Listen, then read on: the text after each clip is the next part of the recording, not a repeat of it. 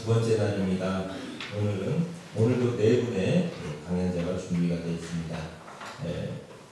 장충교단 강의관 신몽강 교수님의 기도정진 강연, 그리고 화곡교단의 한정원 교수님의 선정진 강연, 다음에 송천교단의 경산 권대경 교수님의 의주정진 강연, 그리고 네 번째 서초교단 임타원 유현옥 교수님의 유무년 정진 강연을 함께 해주시겠습니다. 오늘도 네 분의 발표회를 축소한 황도구 서울교단의 총평과 보고서를 잠시 듣는 시간을 갖도록 하겠습니다. 그러면 실천 사례다 강연을 시작하도록 하겠습니다. 여러분 반갑습니다. 반갑습니다. 그리고 고맙습니다. 저는 장충교당 신원강 교도입니다.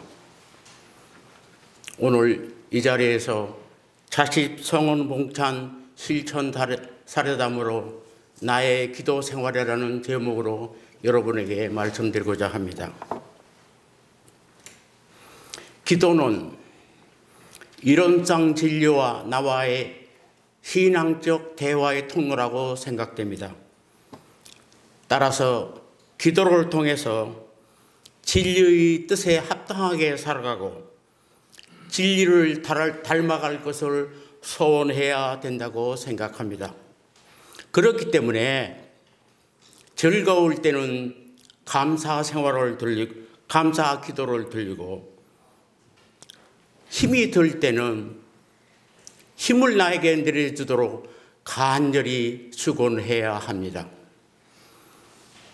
제가 기도를 시작한 것은 저를 원불교로 이끌어주신 저의 장모님이 열반하시어 49제를 모실 때부터이니까 한 30여 년이 되는 것으로 생각이 됩니다. 그동안 꾸준히 저의 아내인 전차원님과 더불어 기도 시간이 되면은 빠짐없이 정성으로 기도를 하고 있습니다. 저는 이 자리에서 제가 어떻게 기도 생활을 했으며 기도 생활을 한 그 결과가 어떻게 변했는지 그것을 여러분에게 자세하게 한 예를 들어서 설명하고자 합니다. 제가 성남에서 70명 내지 80명 되는 사원들과 섬유 제품을 생산하여 전량을 일본에 수출하는 기업체를 운영하고 있었습니다. 여러분들께서 잘 아시는 바와 같이 성남이라는 시는 아주 인위적인 도시이기 때문에 차차 성남의 인구가 불어나고 도시화됨에 따라서 공장에서 이제 일을 하다 보니까 공해 문제가 생겨서 민원이 발생되고 해서 공장을 이전하지 않으면 안 될 그러한 처지가 되었습니다. 그래서 새로운 공장 부지로 경기도 용인에 부지를 마련하고 막 공사를 시작하려고 하는데 여기서 문제가 생겼습니다. 새로운 공장토로 지정해서 정지 작업을 마치고 설계를 하고 용인시청으로부터 건설 허가도 받고 건설업자를 선정해서 막 시작을 했는데 주민들이 반대하고 나선 것입니다. 그 이유인즉 동네 입구에서 마을에 들어가는 길을 먼저 포장공사를 해주고 공장을 지어라 이 얘기입니다. 그래서 아무리 주민들을 설득해봐야 설득이 되지를 않고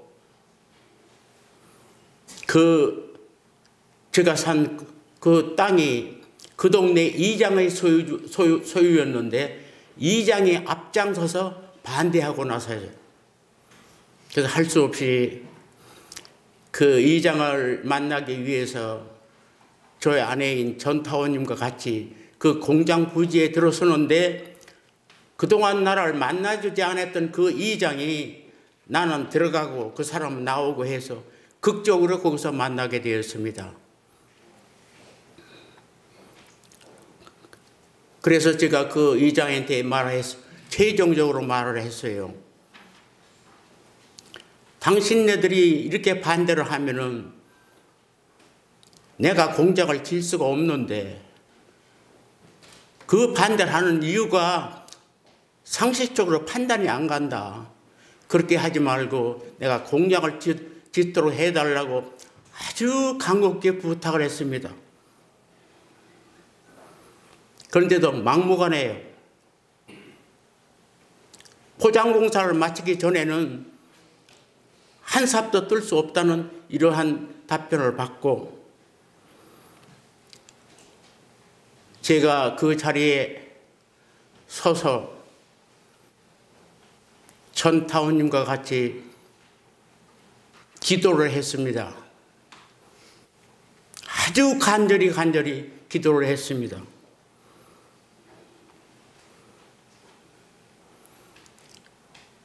지금 이 공사가 순조롭게 진행되지 않으면은 280명 되는 사원들과 내가 설 자리가 없다. 이 일을 내가 어떻게 처리해야 될지 현명한 나에게 지혜를 내려달라고 간절히 기도를 했습니다. 그런데 그 와중에 저희 귀에다 대고 뭔가 줘봐라 하는 소리 듣게요. 줘봐라. 깜짝 놀라 앞뒤를 들여다봐도 아무도 없어요. 옆에서 전타원님만 합장하고 기도하고 있더란 얘기입니다. 참 이상하다. 줘봐라. 딱 세 글자예요. 그래서 눈을 뜨고 전타원님한테 제가 물었습니다. 이 일을 어떻게 처리했으면 좋겠느냐. 솔직하게 한번 얘기를 해봐라. 했더니 안 되겠네요. 접읍시다. 똑같은 얘기를 해요. 그래서 그렇구나. 그 와중에 제가 일본에다가 그 전량을 수출하고 있었는데 그 제품을 중국하고 경합이 벌어졌습니다. 여러분들도 잘 아시다시피 중국이라는 나라는 인구가 많고 자원이 많은 나라이기 때문에 엄청난 모든 것이 인해 전술이에요. 값싼 노동력과 값싼 원료를 앞세워가지고 일본 시장을 파고 들어오는데 도저히 이겨낼 자신이 없어요. 아시다시피 우리나라는 하루가 다르게 인건비가 올라가고 하루가 다르게 물가가 올라가는데 중국의 물결을 물리칠 자신이 없어요. 거기다가 공장을 못 짓게 되죠. 참 안팎으로 이중고를 겪게 되었습니다.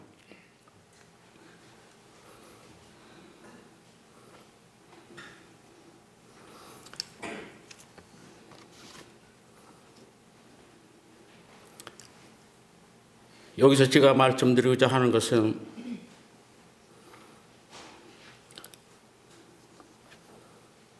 저희 아내인 전타원님께 제가 말을 했습니다. 더 이상 헛고생하지 말고 이 일을 접읍시다. 그래서 둘이 합의를 보고 돌아오는 길에 부동산에 가서 이 매물로 내놓았더니 그 부동산 중개인이 말하기를 여보시오, 지금 삼성그룹에서 용인 어린이 놀이공원, 에버랜드인가요? 거기까지 경전철을 가설한다는 소문이 퍼져가지고 하루가 다르게 지금 땅값이 올라가고 있습니다. 이게 바로 적기입니다. 좋은 값에 팔아주고 계시니 안심하고 돌아가십시오. 해서 지금 그리고 서울에 돌아왔습니다.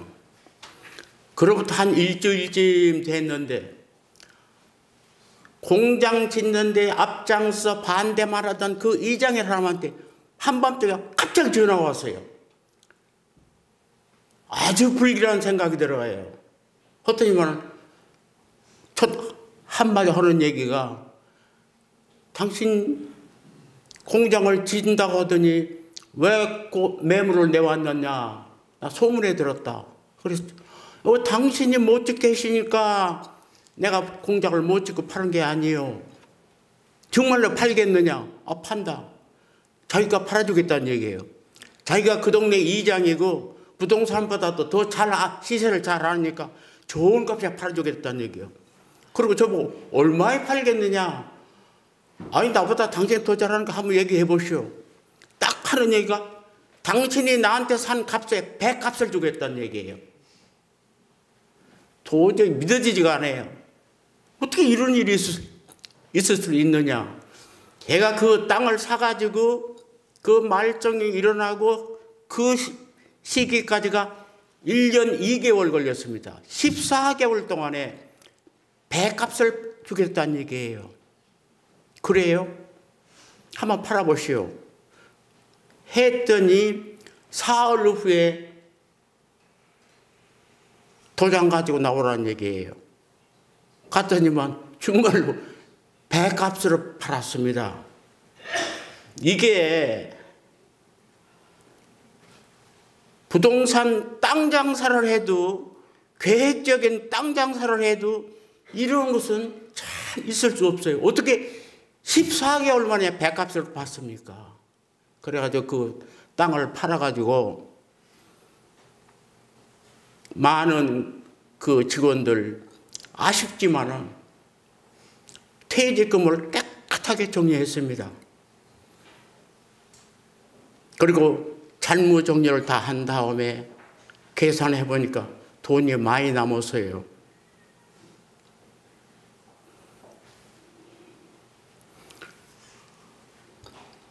아쉽지만은 회사를 폐업을 하고 세무서에 신고를 했더니 왜 그만두느냐는 얘기예요. 제가 모범 납세자였거든요. 왜 그만두느냐 얘기예요. 저는 이렇고 후는 이래서 폐업합니다. 그러고 나서 한 4월 되니까 노동청 근로감독관한테 또 전화가 왔어요. 아니 어떻게 소문 듣지 않으니까 회사 문을 닫았다고 그러는데 어떻게 이렇게 슬그머한테 어떻게 그렇게 회사 문 닫냐고. 그러면서 하는 얘기가 우리나라의 기업 풍토로 봐서 회사가 문을 닫으면은 사장이라는 사람은 야간 도주하고 세무서나 은행에서는 차압이 들어오고 근로자들은 밀린 책임 임금을 달라고 거리로 뛰쳐나와서 데모를 하는 것이 우리나라의 기업 풍토인데 당신은 그것하고는 너무나 다르다 해서 내가 하는 방식이 그게 정석이 아니냐 해서 한번 웃고 말한 일이 있습니다. 지금 생각해 보아도 제가 그때 판단한 것이 옳았고 저희 취사가 매우 옳았다고 생각이 됩니다. 만약에 무리하게 그 공사를 진행했더라면 제가 큰 잘못을 저질 뻔했습니다. 이 일로 인해서 대종장님께서 사람에게는 누구나 천일을 감동시킬 수 있는 요소를 가지고 있다. 그게 무슨 뜻이 그때 비로소 제가 깨닫게 되었습니다. 이와 같이 정성들인 기도는 저의 일상생활에 많은 변화를 갖다 주게 되었습니다. 참고적으로 그 변화에 어떠한 것이 변화가 됐는지 4가지로 요약해서 말씀드리겠습니다. 기도를 오랫동안 해보니까요. 첫째, 마음이 넉넉해져요. 조바심이 나질 않아요. 마음이 평화로워져요. 기도를 통해서 안심인명의 생활을 하게 되더라 이 말씀입니다. 두 번째로는 일상생활 속에서 비판적이고 부정적인 시각이 긍정적인 시각으로 바뀌더라는 얘기입니다. 제가 젊었을 때에는 나와 다른 생각을 가진 사람, 다른 행동을 하는 사람을 보면은 그걸 받아들이지 못했어요. 그런데 차츰 상대방을 이해하는 쪽으로 생각이 바뀌더라 이 얘기입니다. 사람이 다르니까 생각도 다르겠지. 생각이 다르니까 행동도 다르겠지 하는 내가 수용하는 쪽으로 마음이 바뀌더라는 얘기입니다. 셋째로 모든 것이 은혜롭고 소중하게 보이더라는 얘기입니다. 제가 지금 나이가 들어서 등산을 못합니다만 5년까지만 해도 북한산을 등산했습니다. 등산을 하다 보면은 양지 바른 언덕에 이름 모를 야생화가 한 송이가 피어 있어요. 아침 햇빛을 뻑 받으면서 그 보는 순간 참 은혜롭고 그렇게 감사할 수가 없고 나도 모르는 사이에 합장을 하게 되더라 이 말씀입니다. 그 네 번째는 정성으로 드린 기도는 시차는 있을지언정 오차는 없다. 그렇게 단언할 수가 있습니다. 사없이 드린 기도는 시간적으로 차이는 있을지언정 언젠가는 반드시 이루어진다. 만약에 그 기도가 이루어지지 않으면 정성이 부족한 탓이다. 이렇게 말씀드리고 있겠습니다. 우리 인생은 누가 내 삶을 만들어주는 것이 아니라 내가 내 삶을 만들어가는 것입니다. 그러니 기도 생활을 함으로써 우리 삶을 긍정적이고 은혜로운 시각으로 세상을 보는 보다 한 차원 높은 수준으로 끌어올리는 공부인이 되어야 된다고 생각합니다. 어떠한 종교이든 신앙생활은 기도로 시작하고 기도로 끝난다고 말씀드릴 수가 있습니다. 그래서 한 선지식께서는 기도는 하루를 여는 아침의 열쇠요. 하루를 마감하는 저녁의 빗장이라고 말씀한 바 있습니다. 저는 오랫동안 기도 생활을 통해서 세 가지 크게 배운 것이 있습니다. 그 하나는 걸림돌의 경계를 디딤돌로 돌릴 수 있는 지혜를 배웠다. 크게 배웠다. 그 둘은 우주의 기운은 자석과 같아서 어두운 마음을 가지고 있으면 어두운 기운이 나한테 몰려오고 내가 밝은 기운을 가지면 그 밝은 기운이 나한테 빚어준다는 사실을 배웠습니다.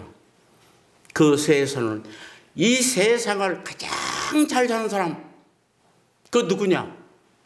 은혜를 발견하여 감사 생활하는 사람이고 그와 반대로 이 세상을 가장 잘못 산 사람 그 사람은 해독만 발견하여 원망 생활을 하는 삶이라 이런 것을 배웠습니다. 사람은 누구나 신령스러운 영혼을 가지고 있음을 알아서 기도를 통하여 진리를 닮아가고 부처의 인격을 갖추는 공부인이 되도록 다 같이 정진해야 되겠습니다. 경청해 주셔서 고맙습니다. 반갑습니다. 하곡교당 한정원입니다. 제가 발표할 내용은 선정진입니다. 아직은 초입자인데 여기에 서게 돼서 부끄럽습니다. 제가 처음 선에 관심을 가지고 접하게 된 것은 기룡선방입니다. 일주일에 한 번 기체조와 30분의 선 그리고 문답으로 이루어졌습니다.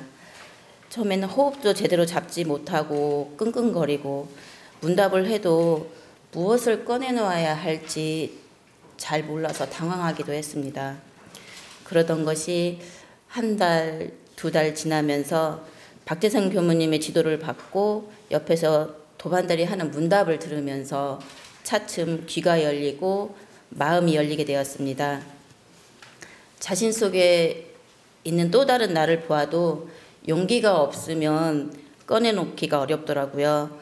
어쩌지 어떻게 하지 했던 걱정들이 줄어들면서 솔직히 담백하게 꺼내놓는 것을 배웠습니다.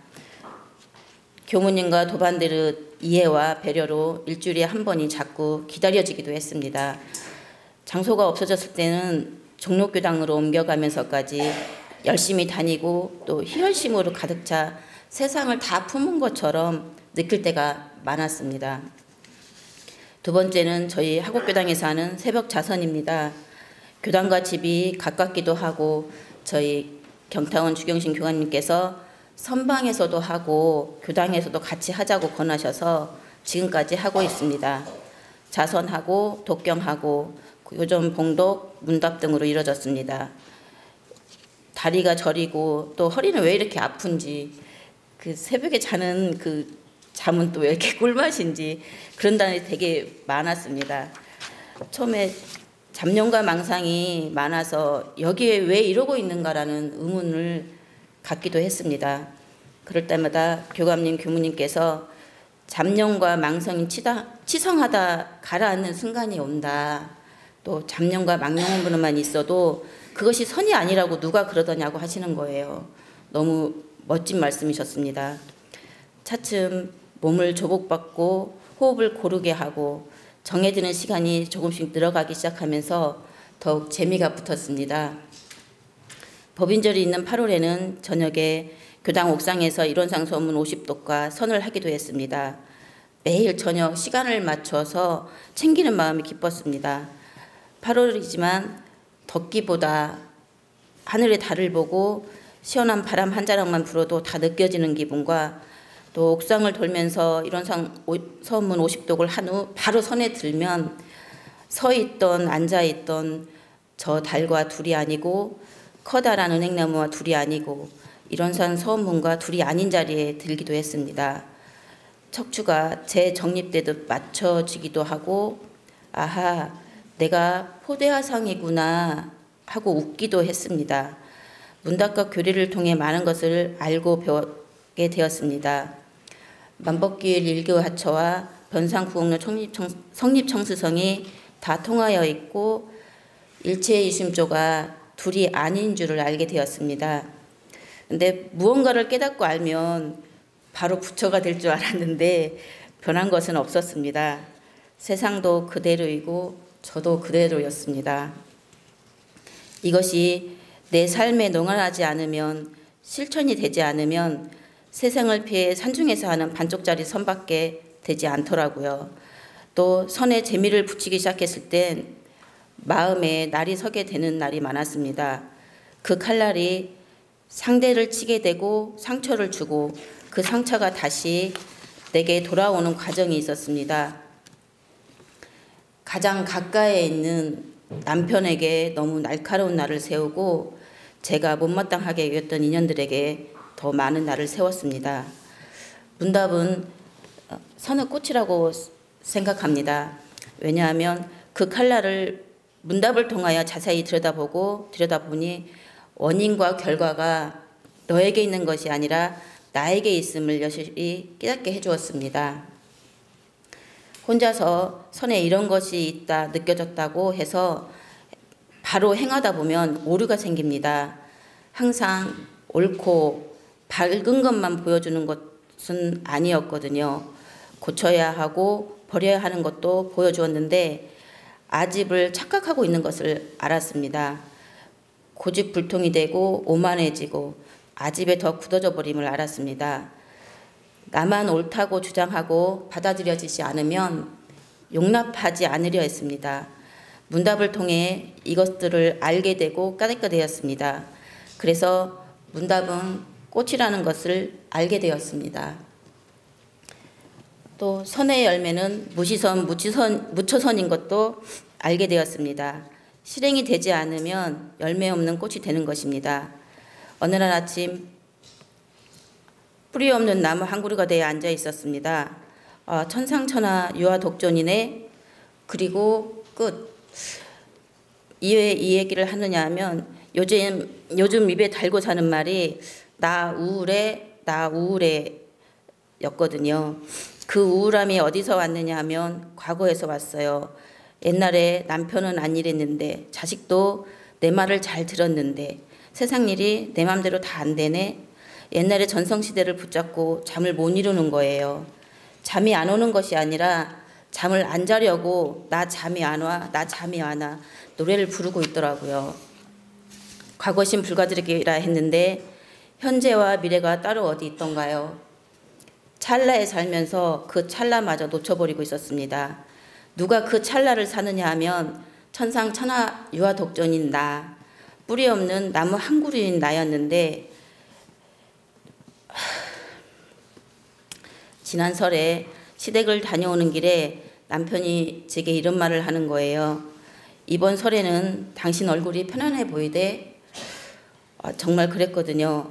시댁 일은 무엇 하나라도 못마땅한 것을 찾으려 했던 마음이 뭐라도 하나 더 해드리고 싶고 뭐라도 하나 더 치워드리고 싶고 그렇게 무르르듯 3일을 보내고 오면서 메아리 없는 골짜기가 이런 것이 아닐까 생각하고 있었는데 남편이 그 말을 했을 때 전해지는구나. 진심은 이 진심이 양심이고 불성이고 성품이고 진리인 것이 또 하나하나 세상에 풀어쓰고 실천하고 하루하루 진리행을 하면서 아기 부처가 조금씩 커간다는 생각이 들었습니다. 마지막으로 대종병 성리품 31장 원기 26년 1월에 대종사 개성을 내리신 후 말씀하시기를 유는 변하는 자리요 무는 불변하는 자리나 유라고도 할 수 없고 무라고도 할 수 없는 자리가 이 자리며 돌고 돈다 지극하다 하였으나 이도 또한 가르치기 위하여 강연히 표현한 말에 불과하나니 구공이라 부족하다를 논할 여지가 어디 있으리요. 이 자리가 곧 성품의 진체이니 사량으로 이 자리를 알아내려고 말고 간조로서 이 자리를 깨쳐 얻으라 하신 본문을 표준으로 더 열심히 정진적공하겠습니다. 감사합니다. 마음껏 제 자랑을 하라고 시간을 주셨는데 시간이 너무 짧은 것 같아요. 저는 원불교를 만나가지고 보니까 사종의무, 우리는 의무는 지켜야겠다. 그 생각을 먼저 갖고 계문을 지키고 싶은 마음이 있었어요. 근데 아무리 노력을 해도 안 지켜지더라고요. 그래서 이제 어느 날 그 훈련이 만덕산 하선 1회가 있다고 해서 거기를 입선을 했어요. 그런데 그 회화 시간에 신분의생이라는 주제를 주고 제 차례가 돌아왔어요.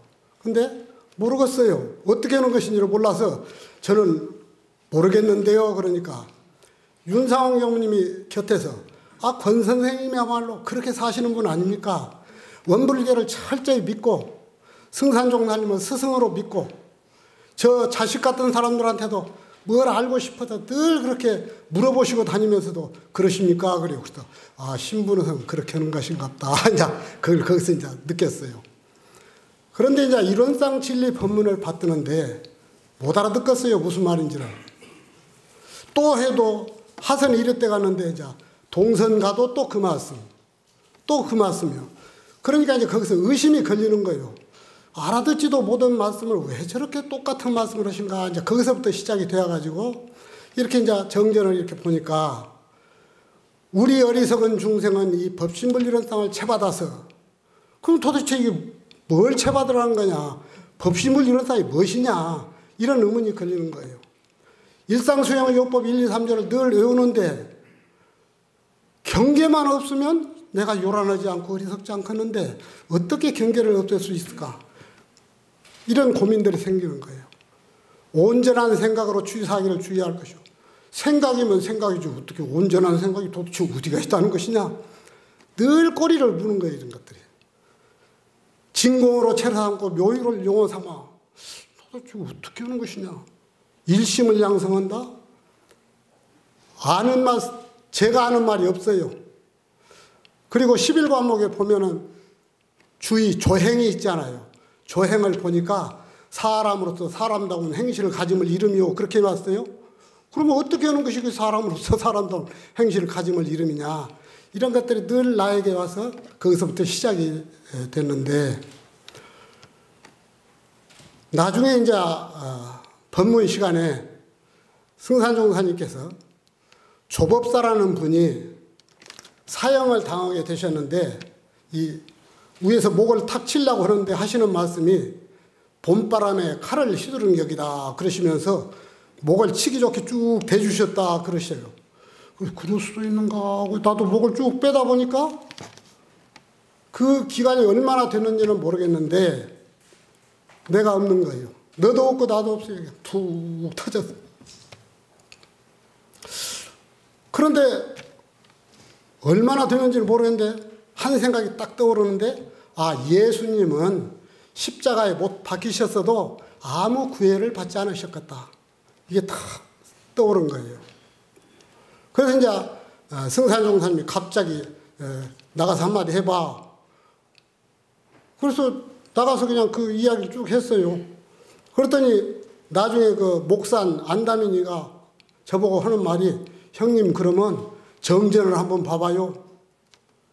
그래서 이렇게 교리들을 딱 떠드는데 아무리 하려고 해도 안 해야죠. 근데 이게 뻥 뜨는 거예요. 그냥 물로. 깜짝 놀랐어요. 그리고 이렇게 쭉 정전을 들여다보니까 내가 알고자 하는 것이 그냥 싹 나타난 거예요.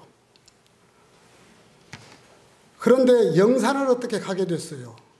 영산 만고일월 비문 앞으로 딱 서니까 여기서 뜨거운 김이 푹 올라오면서 눈물이 쫙 흐른 거예요. 도대체 어느 분이 내 모습을 저렇게도 간명하게 여기다 표현을 해 놓으셨을까. 그 물어보니까 정산종사님 그러셨다고 그래요. 그러면 그렇지.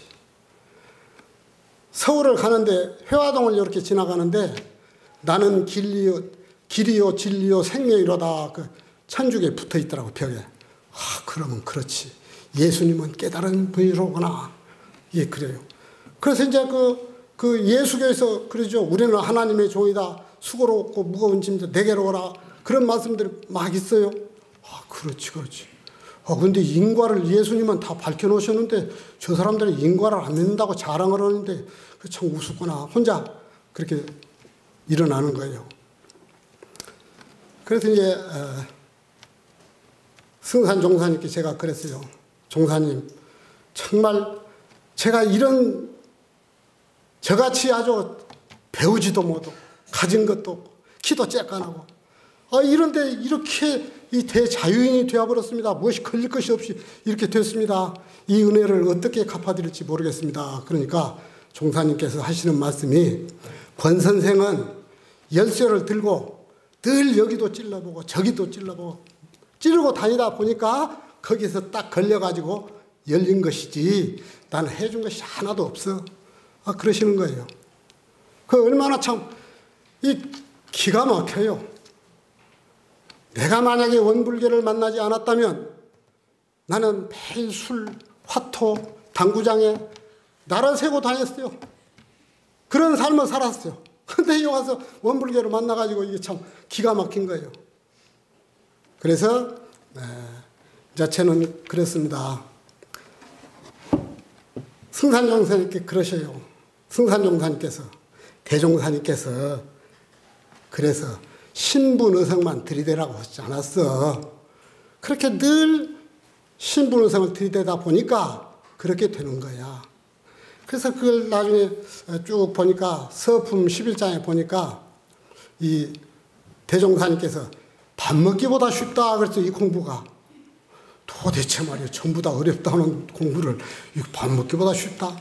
그래서 어디에 이런 말씀이 있는가 하고 그걸 가지고 늘 하다가 보니까 승산종사님께서는 새 소리인 줄도 알고 시계 소리인 줄도 알고 이런 마음이 그걸 마음이라고 하는 것인데 아는 것을 그것이 어떻게 생겼는가 찾아봐라.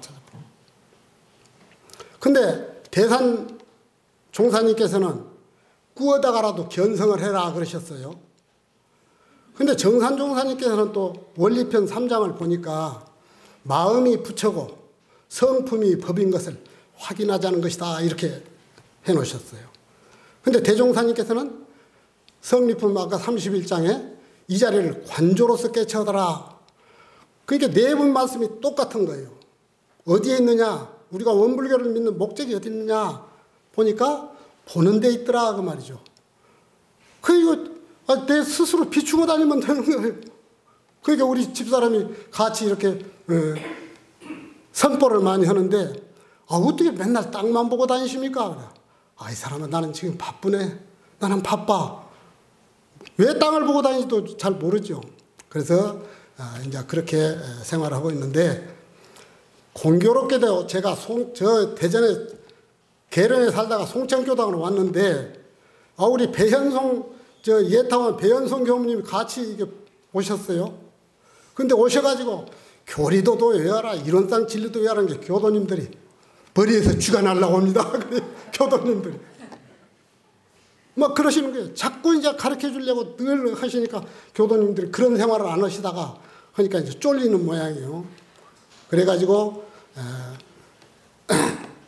공부방을 하나 딱 만들어 놓으시고 대종사님께서 법회 끝나고 나면 공부하라고 하셨지 않냐. 그러니까 공부해라 해가지고 지금 우리 송천교단에서는 지금 공부방을 하나 만들어가지고 지금 운영을 하고 있습니다. 그래서 우리 공부는 신분의성. 정산정사님도 그러셨어요. 의심은 열쇠고 연구는 자물통이다. 그러니까 이 열쇠만 들고 다니면 되는 것이다. 그게 확실한 것 같아요. 그래서 제가 지금 나름대로 참 내가 원불교를 안 만났다면 어떻게 됐을까. 대종사님 감사합니다. 승산종사님 감사합니다. 선지님들 감사합니다. 이 마음이 감사로 싹 변해버린 거예요. 30계문이 없어요. 보니까 그렇게 지키려고 하던 것이 어디로 가버렸어요. 그래서 이 공부가 사람을 완전히 그냥 개조시키는 그런 이 우리 원불교라는 것을 제 자신은 스스로 느끼고 다 그렇게 와서 말씀들 하시는데 보니까 기가 막혀요. 그렇게 다 원망심들이 그냥 싹 바뀌었다는 것은 이게 상상도 못할 일인데 제가 그런 심경이 되어가지고 지금 살고 있습니다. 그래서 우리 원불교 교도님들은 누구나가 다 갖춰져 있는 나를 보고 다니면 그렇게 되지 않을까 그런 생각을 가지고 살고 있습니다. 이상 마치겠습니다.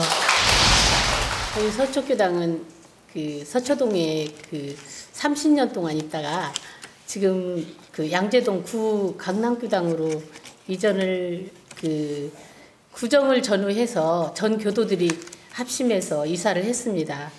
그래서 지금은 교구하고 같은 2년 동안 동거를 시작했는데요.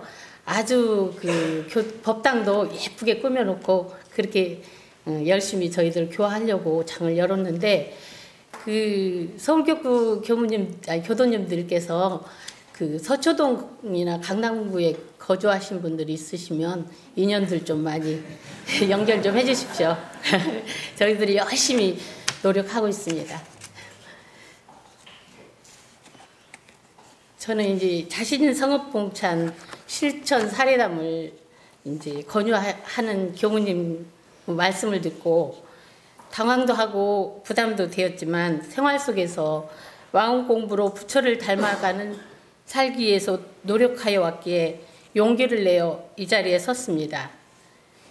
부족한 점이 있더라도 공부심으로 잘 들어주시면 감사하겠습니다. 저는 복도 많고 행복한 사람입니다. 이 생에 원불교 100주년을 맞이하게 되었고 대산 종사님께서 내려주신 적공실 법문을 통해 그동안 공부했던 것을 다시 점검할 기회가 되었으니 더욱 감사하고 항상 진리의 생활을 여의지 않는 신앙인이 되도록 노력하고자 합니다. 자신 성업봉찬을 생활 속에서 실천하게 하는 사정진운동은 오랜 시간 동안 저뿐만 아니라 여기 앉아 계시는 모든 분들이 이제는 자연스럽게 수용의 모습이 되었다고 생각합니다. 저는 선정진, 기도정진, 우두정진, 유문용 공부를 시간 나는 대로 마음에서 놓지 않고 다니는데 그중에 유문용 공부를 중점을 두고 공부하고 있습니다. 이유는 일과 생활 속에서 경계가 올 때마다 온전한 생각으로 치사를 했는지 안 했는지 마음을 챙기는 것입니다. 저는 제 마음 공부로 첫 번째, 92세 된 친정 어머니와의 관계입니다. 평생을 교당에 의지하며 8남매를 교단의 주인으로 키우기에 정성을 다해 주셨으며 그중 언니 3명을 출가시켜 자랑스러운 어머니가 되셨으며 다른 자녀들도 각 교당마다 주인 역할을 톡톡히 해내고 있습니다. 어머니 자신도 건강을 유지하시면서 교전 사경과 기도 선으로 낙생활을 하시면서 다음 세계는 꼭 절무 출신을 하신다는 서원을 세우고 계십니다. 저도 어머니 모습이라도 닮아가기에 열심히 노력하고 있지만 아직은 부족한 점이 많습니다. 일과 생활을 동시에 해야 하는 몫이 있었기에 토요일마다 꼭 찾아뵙고 기쁨을 나누었는데 어느 날부터 어머님의 다른 모습이 보이기 시작했습니다. 평생을 공부심으로 살아오셨는데 공부는 공부고 습은 습대로 남아있어서 놓아야 될 것은 놓지 못하고 잊어야 할 것도 기억하고 또 며느리에 대한 섭섭함을 토로하는 모습을 보며 뵙고 돌아올 때는 무거운 마음과 안타까운 마음으로 돌아올 때가 많았습니다. 그때마다 저는 저 모습은 어머니의 모습이 아닌 바로 나의 몇 년 후의 미래 모습이기나 하고 마음 공부 열심히 하자는 다짐을 수십 번도 다 하고 돌아옵니다. 또 올케를 대할 때도 감사한 마음으로 친구처럼 자매처럼 좋은 인연으로 같은 세대를 살아가는 서로의 세정을 알아주는 동지의 심정으로 대하려고 마음을 챙깁니다. 어느 날 돌아오는 길에 내 마음을 들여다보니 내가 만들어 놓은 어머니가 있음을 알았습니다. 나도 변하고 있는데 어머니는 생활 속에 변하고 있음을 인지하지 못하고 항상 과거의 어머니만을 담고 대했으며 자녀들 마음에 되지 않는다고 마음처럼 되지 않는다고 속상해했으니 공부했다는 것이 부끄러울 뿐입니다. 날마다 모시고 사는 것도 아닌데 갈 때마다 내 마음대로 안 되는 모습에 속상하지 말고 현재의 어머니를 있는 그대로 바라볼 수 있는 공부심을 가져야겠습니다. 두 번째 공부는 내 의견이 상대방에게 제대로 전달되지 않으면 그 의견을 전달하기 위하여 목소리도 커지고 말을 더듬게 되는데 이제는 나의 모습을 발견하게 되었으니 마음에 검문소를 세우고 한 박자 쉬고 들어가서 유무념을 합니다. 그래서 마음이 올라올 때는 호흡을 길게 하고 누추는 마음을 챙기는 노력을 하니까 조금씩 말도 작게 되고 급한 성격도 한숨 돌리며 대답하게 되고 말도 더듬지 않게 되는 제 모습을 보게 되었습니다. 아무리 생각 없이 또 챙김 없이 했던 말과 행동들은 챙김의 노력 속에 자라나는 솜톱만큼씩이나마 변화가 된다는 것을 진리라고 생각합니다. 지금도 다 고쳐지지는 않았지만 챙기지 않아도 될 때까지 열심히 노력할 것입니다. 식물학자들은 나무 나이테를 보고 생물연대와 그 나무가 겪은 삶을 유추해낸다고 합니다. 나무 나이테만 보고 그 나무가 겪었던 상황을 알 수 있듯이 사람의 얼굴과 주름만 보고도 그 사람의 성격과 취향과 기호 등을 파악할 수 있습니다. 사람의 얼굴은 자신이 써내려간 한 권의 책과 같습니다. 내 인생의 책에 어떤 페이지를 써내려갈지는 자신에게 달려있기 때문입니다. 원불교 사람들은 모두 분위기가 같다고 합니다. 인상도 좋고 맘씨도 좋고 스승님들께서 밝혀주신 마음 공부 덕택이라고 생각합니다. 엄불교 표로 살아가려는 노력 때문이죠. 저는 서초교당에서는 본공회장으로, 교구에서는 원음합창단 단장으로, 가정에서는 아내와 엄마로 사모님께 보훈하며 열심히 살아가려고 노력하고 있습니다. 서울교구 교무님, 교도님들, 100주년을 맞아 저희 원음합창단을 사랑해 주시고 젊은 교도님들 있으시면 보내주십시오. 끝으로 거룩한 100년 성업이 전 교도가 합하고 단결해서 원만히 성대하게 치러질 수 있도록 간절히 저 공부담을 마치겠습니다. 감사합니다. 오늘도 좋으셨어요? 네. 정말로 이 숫자만 듣기는 너무나 아까운 오늘 시간이었습니다. 주기적으로 이렇게 그냥 공부담 발표하는 시간을 마련해야 할란가 봐요. 그래도 좋겠죠? 정말로 열심히 하시는 분들은 어딘가 좀 이야기를 하고 싶은데 그런 장이 필요한데 장을 마련 안 해주시고 우리 경사님 그동안 얼마나 답답하셨어요. 좀 장을 좀 마련해 주셔서 마련 안 해주셔서 오늘 또 발표가 너무나 소중하고 좋았습니다. 우리 병사님 기도 참 정진하신 거, 한정훈 교도님 또 선정진하신 거, 그리고 경사님 의도 정진하신 거, 윤타원님 유무념 정진하신 거, 정말로 그 한 30년, 40년, 50년 우리 그 서초교당 인타원님은 나이는 60인데 범납은 53년이시네요. 53년이시에요.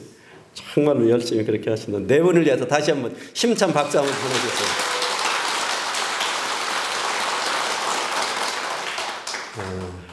우리가 그 신앙생활도 마찬가지, 모든 것이 마찬가지지만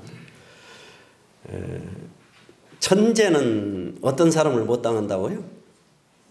노력하는 사람을 많이 들었죠? 천재는 노력하는 사람을 못 당하고 노력하는 사람은 즐기는 사람을 못 당한다. 논어에 나오는 말씀이시죠? 지지자는 불이여 호지자야. 좋아하는 사람을 당하지 못해. 호지자는요, 불이여 낙지자를 당하지 못해. 그러니까 우리가 신앙이라고 하는 것도 처음에는 열심히 하지만 나중에는 기쁨이 되잖아요. 선을 하는데 처음에는 그냥 열심히 하고 잡념도 나고 그러는데 나중에 무엇이 와요? 기쁨이 와요. 기쁨이 와. 그러면 기쁨으로 하는 거예요. 그러면 그때부터는 이것이 재미가 붙어요. 그럼 하지 말라고도 자기가 해요. 기도도 마찬가지고요. 선정지도 마찬가지고 법문 의도도 마찬가지고 법문도 마찬가지예요. 자기가 하나를 딱 잡고 이렇게 연마하다 하다 보면 나중 마음에서 즐거움이야. 하나씩 깨쳐가는 즐거움이 온단 말이에요. 그것이 사실은 대단히 중요해요. 오늘 발표하신 분들도 그렇잖아요. 처음에는 뭣도 모르고 시작했어요. 그런데 하다 보니까 재미가 있어요. 즐거움이 있어요. 그 체험이 있어요. 체험을 하게 되면 거기서는 왜 체험이 중요하냐면 오늘 발표하신 분들이 전부 다 체험을 하잖아요. 왜 중요하냐면 체험을 하게 되면 거기서는 무한 에너지가 막 발생을 해요. 또 하고 싶어요. 그리고 체험이라는 것은 결국 거기서 또 뭐가 나오냐면은 그러잖아요. 자기 삶을 가치를 높여주잖아요. 그리고 길이 열려. 금년부터 저희들이 103년까지 4가지 교구 정책을 내걸었습니다. 우리 교도님들 아세요? 오늘 정책 설명을 좀 해야 하는 첫째가 뭐예요? 아마 교당 가면 전부 다 앞에 붙여놨는데도 이제 지나가서 잘 모르시죠? 첫 번째는 행복한 신앙, 수행, 공동체 구축입니다. 두 번째는 교화 대불공이에요. 세 번째는 청소년 교화 집중이에요. 네 번째는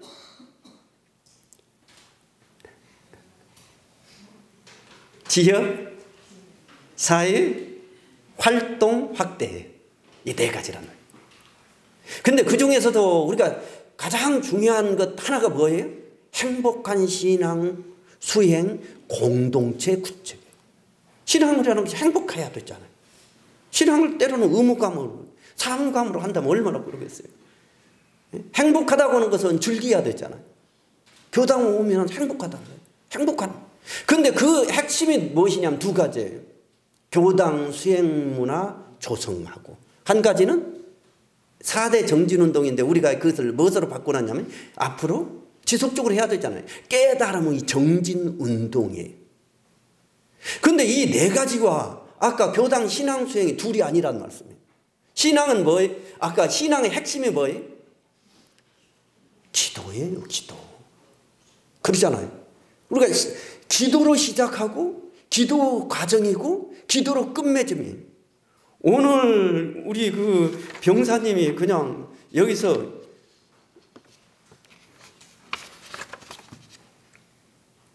중요한 말씀을 그냥 어록을 막 남기네요. 어록을 남겨. 기도는 뭐라고 하셨어요? 시차는 있어도 오차는 없다. 이 말씀이 아까 들으면서 그러네. 기도는 정성스럽게 하면 시차는 있어도 오차는 없어. 대종사님이 해주신 말씀을 멋지게 표현을 했어요. 대종사님은 시차는 있을지라도 반드시 이루어진다. 시차는 있을지라도 조마는 있을지라도 반드시 이루어진다. 또 기도는 뭐라고요? 하루를 여는 열쇠요, 하루를 마감하는 빗장이다. 아, 멋진 말씀이잖아요. 이런 말씀 하시는데 박수 한번 보내주셔야죠.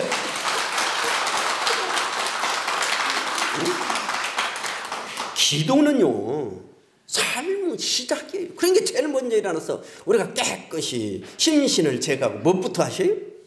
심고부터 올려. 하루가 심고로 시작해요. 그리고 딱 마무리할 때 뭐예요? 심고로 끝마치고 자고. 일주일을 시작할 때 기도로 시작하고 기도로 마치는 거예요. 한 달을 쓸 때 기도를 시작하고 기도로 마치는 거예요. 일생을 시작할 때 기도로 시작하고 기도로 마치는 거예요. 그러죠? 일생을 무엇으로 시작해요? 기도로 시작해 줘야 돼요. 우리 교도님들 그게 확실히 해야 돼요. 누구 자녀가 태어났어요. 아들이 그러잖아요. 손자가 태어났어요. 주에게 태어났어요. 그럼 무엇을 해줘야 돼요? 기도를 해줘야 돼요. 그러니까 아이가 태어나면 제일 첫 번째 원불교는 무엇을 해줘야 됩니까? 7, 49일 동안 기도를 올리게 되어 있어요. 그러잖아요. 열반일을 위해서 기도를 해줘요. 기도가 뭐예요? 천도제예요. 열반일을 위한 기도가 마지막 마침 반드시 7 천도제, 49제 천도제를 지내줘요. 그보다도 더 중요한 것이 태어났을 때 7 49일 날 기도라니까요. 꼭 이것은 올려주셔야 돼요. 세상에 이 태어난다는 것이 얼마나 축복이에요. 근데 그 일생을 위해서 기도를 해줘요. 그게 얼마나 대단한 거냐고. 하루를 시작할 때 마찬가지라니까요. 기도로서 시작하고 기도로서 끝맺음을 하는 거예요. 그러니까 이것이 신앙의 핵심이에요. 핵심. 그러니까 우리가 행복한 신앙 수행 공동체라고 하니 그냥 이것이 그냥 하는 이야기가 아니라 그 구체적인 신앙 수행 문화를 교당에서 조성해야 되잖아요. 정기와 상시를 조성해야 되잖아요. 그러면 신앙은 기도예요. 그럼 선과 그 다음에 뭐예요? 에? 법문, 의두, 연마 그 다음에 유무념이에요. 이건 다른 말로 표현하면 무엇이냐면 수양과 연구와 취사잖아요. 사막이에요. 그러면 이것을 다시 말하면 정기는 뭐예요? 수양과 연구가 정기가 돼요. 물론 상시에도 해요. 상시나 하기는. 근데 그 주체를 놓고 보면 유무념은 뭐예요? 상시가 되는 거예요. 그러니까 이 네 가지 조목 속에 신앙과 수행이 들어있고 다시 수행에서 정기와 상시가 들어있는 거예요. 그러면 이 기도라는 것은 그냥 아침에 한 번 올리고 마는 거예요? 아니에요.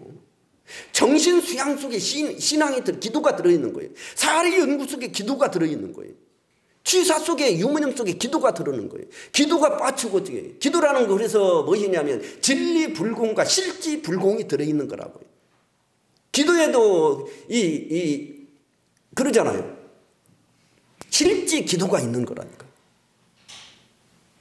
그러니까 기도라는 것은 하루 삶의 모든 속에 기도가 다 들어있는 거라고. 그래서 우리가 교구에서 그 정책에 행복한 신앙 수행 공동체라고 하는 것이 하루의 일과 속에 편제되어 있는 거라니까요. 아까 기도와 선과 의도와, 그래서 우리 교도님들 생활을 보면 하루 생활 속에서 그것이 계속적으로 이어져요. 어떻게 보면 기도를 하면 어제도 이야기했지만 기도만 끝나는 것이 아니라 그 속에 선과 의도와 유무념이 같이 연결된 체계에서 같이 공부를 하는 거예요. 떨어질 수 없는 거라고요. 그래서 하나로 엮어줘요. 하나로 엮어줘. 공부가 하나로 엮어줘. 그래서 이것이 대단히 중요한 겁니다. 그러면 법문 의도를 통해서 아까 경사님 같은 경우 법문 의도를 딱 하다 보니까 한 소식이 자꾸 걸려 보이는 것만 걸려요. 공부심을 가지면 걸릴 수밖에 없어요. 네? 만약에 호주머니에 의심거리가 없어요. 공부하는 사람은 호주머니에 의심거리가 없어요. 그러면 그 사람은 공부하는 사람 중에 가난한 사람이에요. 공부하는 사람에게 이 말이야 부자는 어떤 사람? 의심거리를 늘 가지고 다녀요. 안에다 수첩을 하나 넣고 다니면서 이것이 의심되면 적어놔요. 그래가지고 그거를 자꾸 맡아보려 생각해요. 오늘날 아하. 네? 원불교 최고 좋은 말이 뭐예요? 아하. 원래가 아니라 원래라고 원래도 좋죠. 깨닫는 거. 아하. 4월 대각의달은 우리가 아하데이라고 그러잖아요. 대각은을 아하데이. 아하.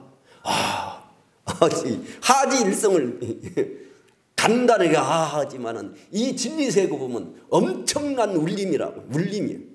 그것을 하지 일성이라고. 그러면 하나하나 비춰보니까 이것이 그동안에 몰랐던 것이 하나하나 다 알았죠. 해석 안 된 것이 하나씩 알아진단 말이에요. 그래서 우리가 법문열을 하면 그것을 뭐라고? 견성이라고 그런단 말이에요. 견성을 해요. 견성으로 보면 한 고다리를 우리가 깨달아요. 그러면 그 견성을 이것도 비춰보고 저것도, 그래서 자꾸 양성이 그 수양을 해야 된단 말이에요. 수양을 해야 돼요. 수양은 양성이에요. 견성은 청정법신부를 보는 거란 말이에요. 양성은 원만 보신불이 돼요. 견성은 그걸 가지고 내가 하나하나 갖추어가요. 행을 갖추어가. 이거는 성불의 과정이에요. 성불의 과정이에요. 유무념이라는 것은 일상생활 속에서 천백억 화신으로 놔두는 과정이에요. 이건 백억 화신불이에요. 솔성인과 동시에 백억 화신불이라니까요. 그러니까 불교에서는 청정법신 비로자나불이에요. 또 하나는 원만보신 노사나불이에요. 백억 화신 석가모니불이에요. 그런데 불교에 그래서 반드시 안에 딱 가면 절대 부처님 혼자 계신 것이나 삼신불이 같이 모셔져 있어요. 그런데 실질적으로 표현을 그렇게 한 것이지 나 한 사람 속에 삼신불이 갖춰져 있는 거라니까요. 내가 백억 화신불도 낳고 원만부신불도 내가 갖추는 것이고 청정법신불도 내 안에 갖춰져 있는 거란 말이에요. 진리가 하나인데 나눠주면 셋이라고요. 그러니까 이것이 하나로 쫙 깨달아지잖아요.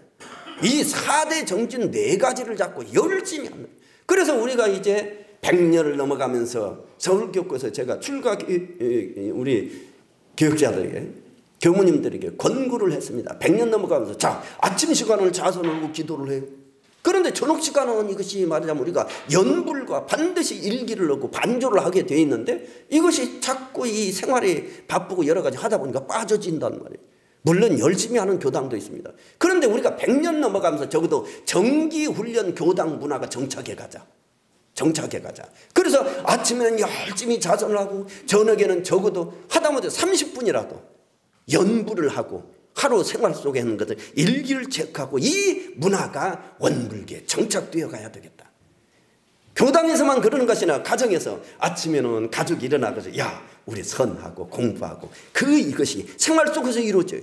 저녁에는 딱 마무리할 때는 잠깐이라도 연불을 하고 같이 체크를 하고 하루를 마무리하고 딱 잔단 말이에요. 그리고 낮에는 활동은 무엇이냐면 유무념 통해서 그러잖아요. 제가 유무념 상시 일기를 기재하는 것이 우리 생활 속에서 그대로 이루어진다면 원불교는 그래서 출가제가가 없습니다. 오히려 제가가 더 열심히 할 수가 있어요.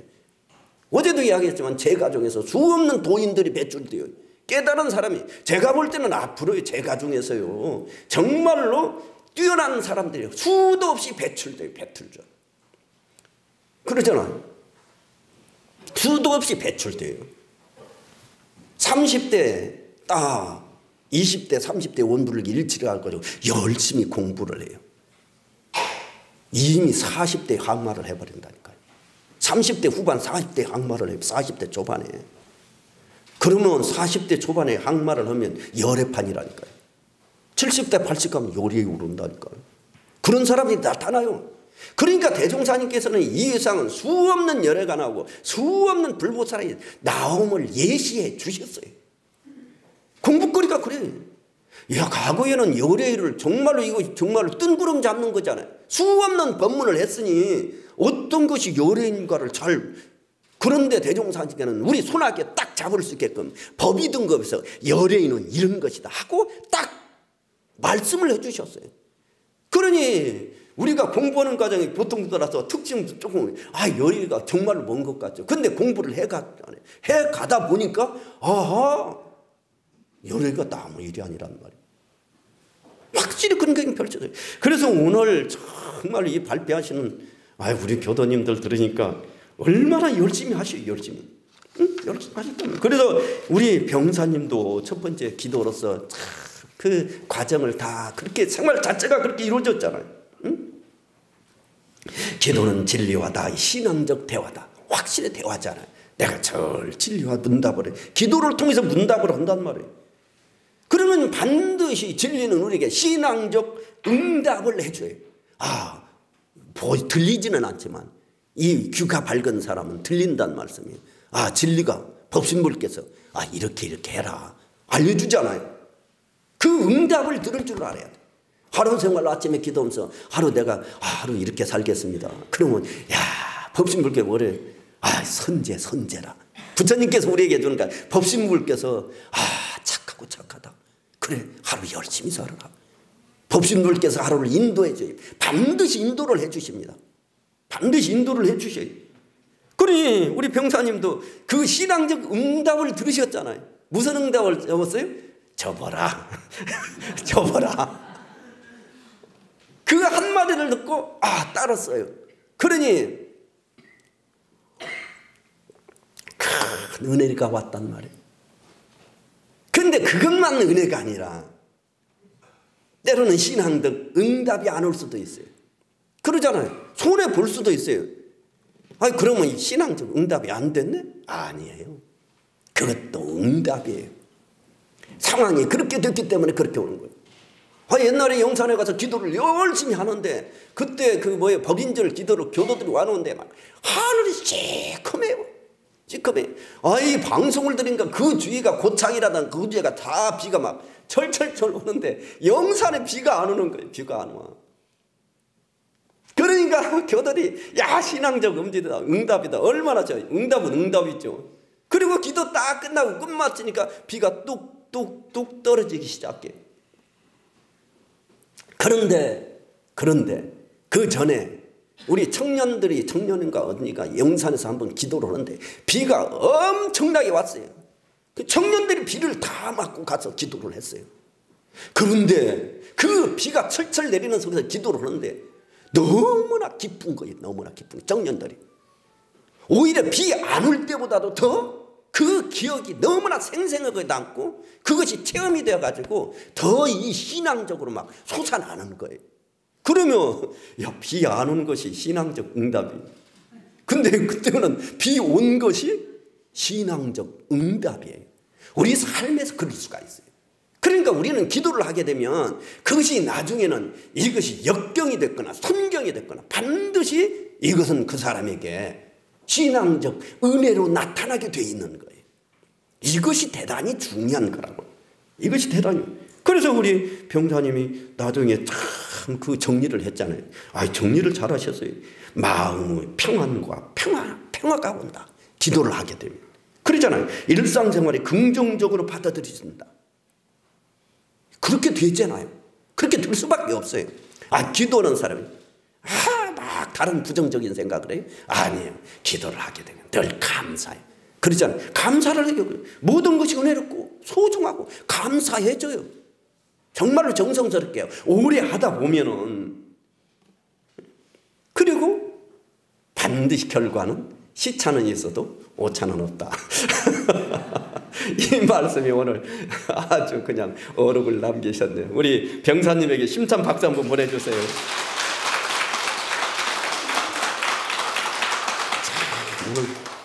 오늘 이렇게 좋은 말씀을 우리 두 번째 화곡교당의 한종훈 교도님, 이제 교도 생활하신 지는 오래지는 않으신 것 같아요. 입교를 언제 하셨어요? 몇 년이나 되셨습니까?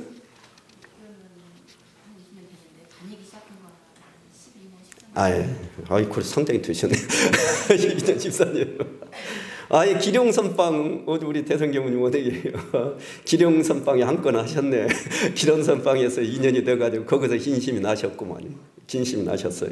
선의 정진을 했다는. 처음에는 어렵고 다리가 아프고 그런데 또 하고 나중에는 이 말이야 마음에 선의 환희심이 난단 말이에요. 그래서 오래지는 않았지만 나름대로 체험을 하셨단 말이에요. 하나인 이치를 본인 스스로 감지를 하셨다고. 감지를 하셨어요. 그러니 그것이 이 공부라는 짧고 길고의 크게 이 마음을 한번 바라는 근기 따라서 다를 수가 있어요. 3일만 열심히 해서 한 통을 할 수도 있는 길이 있다니까요. 이것이 왜 그러냐면 어떻게 가면 그런단 말이에요. 그래서 3일 수심은 어째? 천년의 법회라고 그랬어요. 3일 동안 마음 닦은 것이 천년의 법회. 그냥 옛날 사람들 한 말씀이 아니시란 말씀이에요. 그것이 오롯이만 들어가면. 그런데 오롯이 안 되니까 그렇지. 가다가 해차를 해요. 마음 가다가 이쪽으로 가고 저쪽으로 가고 자꾸 해차를 해요. 온전하게 3일 간다는 것이 쉽지가 않아요. 온전하게 아마 3일 가면 깨달을 거예요. 그래서 선을 통해서 정말로 선 하나를 통해서 그것이 열려져 간다니까. 그러니까 이 선이라는 것이 대단히 공부인 쳐놓고 이 선에 관심을 갖고 선의 재미를 붙여야 돼. 대종사님께서 과거에 그러잖아요. 모든 성인과 모든 불보살님 무엇을 통해서 큰 심을 이 선을 통해서 좌선을 통해서 표현을 했어요. 가장 수행인이 체험할 수 있는 가장 빠른 방법 중에 하나가 무엇이냐면 이 좌선이. 그러니까 이 좌선에 적공을 해야 돼. 거기서 이제 무시선으로 나가지만은 무시선의 핵심은 유무념이에요. 유무념이에요. 이 선이라고 여기서 표현하는 것은 무엇이냐면 좌선의 중심이 되는 거라고. 좌선이 중심이 되는 거예요. 그러니까 이 공부로 그래서 그 마지막에 나는 우리 한정우 교도님 그랬잖아요. 나중에 그래서 진심이 양심이고 불성이고 성품이고 진리인 것이 하나하나 세상에 풀어쓰고 실천하고 하루하루 진리행을 하면서 아기부처가 조금씩 커간다는 생각이 들었습니다. 아기부처가 조금씩 커간다는 생각이. 이것이 전부 다 성태장양을 하셨어요? 우리가 전부 다 임산부예요? 아셔요? 모르시는가? 무슨 임산부예요? 부처를 다 잉태하고 있어요. 부처를 잉태하고 있어요. 그것을 성태장양이다 그렇게 표현하셨어요. 성태장양이다. 그래가지고 부처가 딱 나올 날만 딱 안에서 기다리고 있어요. 형체는 다 갖추고. 그러니 아기 부처가. 제가 지난번에 가끔 그 이야기했던 대종사, 대산종사 수없이 하셨어요. 앞으로 웬만한 사람 뭐 한다고요? 집에서 어렸을 때 견성하고 성불하기 위해서 스승 찾아 돌아다닌다. 이런 말씀 많이 들어요. 우리는 쉽게 그 말씀을 하신단 말이에요. 그런데 이 말씀이 얼마나 대단한 말씀이신지 아셔요? 과거에는 선체는 출가를 해가지고 견성하기 위해서 산속에 들어가서 그것도 절에서 조금 더 깊은 데로 들어가면 어디로 들어가요? 암자로 들어가요. 또 조금 더 깊은 데로 들어가면 어디로 들어가요? 토굴로 들어가요. 그런데 토굴로 들어가서 1, 2, 3, 4년 한 5, 6년 하는 건 그건 알아주지도 않아요. 한 10년? 20년? 30년은 해야 그래도 좀 정진했다. 견성 성불하기 위해서. 근데 우리는 산수해서 우리가 얼마나 이 대단한 법을 우리가 믿고 공부하고 실천하고 있는지를 모른다고. 그것을 우리가 알으셔야 돼요. 그래서 오늘 우리 한정훈 교도님도 정말로 아주 솔발심이 나가지고 나름대로 큰 체험을 하셨단 말이에요. 그래서 그것을 놓지 말고 그것이 열심히 공부를 해서 큰 불보살이 되시길 우리 모두가 다 마찬가지입니다. 우리 한정훈 교도님에게도 힘찬 박수 한번 보내주세요.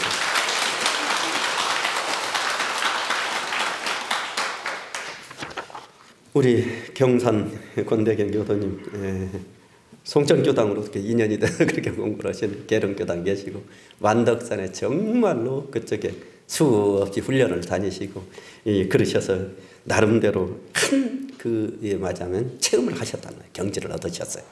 그러니 그렇게 해서 다 감사하고 기쁘고, 그러니까 처음에 보니까 정말로 의심이 보는 것마다 교리가 붙었단 말이에요. 그것을 계속 하다가 어느 날 그러니까 우리가 늘 그래서 의심거리를 딱 하나 가지고 다니셔야 돼요.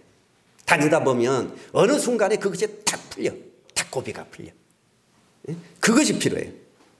그래서 한 고리가 풀렸단 말이에요. 고리가 풀렸어요. 그러니까 마음에 탁 열려요. 마음에 탁 열려요. 선을 때도 마찬가지입니다. 기도할 때도 마찬가지고, 무엇을 할 때 한 고리가 탁 풀려. 마치 어느 순간에 선을 때도 마찬가지예요. 자기가 선을 딱 하다가 어느 순간에 내 마음이 호군과 둘이 하니까 딱 풀려요. 그러면 내 경계를 넘어서 버리잖아요. 선을 하다가 어느 순간에 천지와 내가 둘이 아니구나. 한 경계를 넘어서 버린단 말이에요. 공부라고 하는 것은 반드시 자기 우를 한 경계를 탁탁 넘어서야 돼. 그리고 나서 나중에니까 막 공부한다고 열심히 했는데 안 풀었다고 어느 순간에 툭 터지. 그걸 터진다고 탁 열린단 말이에요. 그런 경계가 있어요. 그래서 열쇠를 두고 여기를, 그 성사님이 그 표현을 열쇠를 두고 여기도 찔러보고 저기도 찔러보고 하다 보니 길이 열렸다고 그렇게 말씀을 하셨고, 그래요. 자꾸 들이댄다. 자꾸 관조를 해요. 자꾸 찔러봐요. 자꾸 낚시를 걸어요. 의문을 거는 것이, 의문표가 뭐가 생겼어요? 낚시바늘과 같이 생겼잖아요. 안 그런가? 그러잖아요. 이 의문표가 낚시바늘이에요. 그래 딱 걸어야 돼. 걸리지 않고 깨치는 법은 없어요. 걸어야 돼. 반드시 걸어야 돼. 뭘까? 왜 그럴까? 이 선도 어떻게 보면 거는 거예요. 그래서 그것이 관조예요. 깊게 찌르는 거잖아요. 깊게 관조예요. 마음으로 비춰보는 거예요. 자꾸 비춰보는 거예요. 나가는 거란 말이에요. 그래서 이제 한 체험을 하게 되니까 참 불교를 만난 것이 너무나 감사하고 기쁘단 말이에요. 내가 원불교를 안 만났으면 어떻게 할 것인가. 공부를 하면 할수록 대종사님 너무나 감사하고, 역대 종법사님이 너무나 감사하고, 선진님들이 너무나 감사하고, 하나 모든 것이 감사해요. 그러면 이 생에 참 그 체험만 해도 얼마나 대단해요. 우리 경사님에게도 심찬 박수 한번 보내주세요.